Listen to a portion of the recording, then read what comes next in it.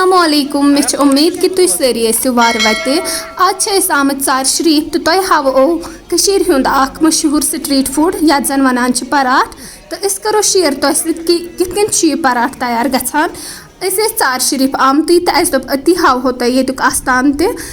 थोड़ा बहुत हावो तुम अमिक व्यू ते तुम हेकि वुछित युस न चार शरीफ छ आमुत सह हेकि आस्थान असल पट वुछित तो योर अगर यीव ते तुम युस जन ये स्ट्रीट फूड छ ये छ वारिया अवेलेबल आसान असल पट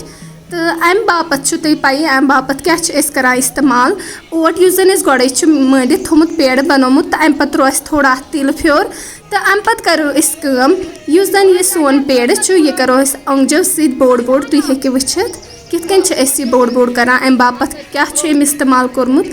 अम पत अत फ्यूर फ्यूर दिन तो कर बोड़ यीतिस कालस युस जन सोन यह पराठ छ यह बन वारिया बोड़ क्या सन पराठ वारिया बोड़ तो बेहद मशहूर सान कशीर मज तो बह हावो तुम सोरे प्रोसेस ये वीडियोस मज तो तुम हेकि वुछित कूता बोड़ बनो यह पराठ अम पत कर थोड़ा बहुत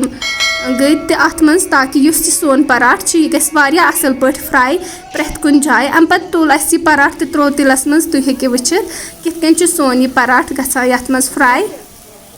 असल पट तुम वारिया तिलस मज तलने अम पत फिरने बेकिस साइड तो करान असल पट फ्राई ताकि सोन यह पराठ बन असल मोदुर त्रोश युस जन यह पराठ यह लोगन ऑलमोस्ट गो यह तैयार अम पत सीकस पे थोद रटन ताकि युस अत एक्स्ट्रा तेल सह पे पत्थर कुन तो अम पत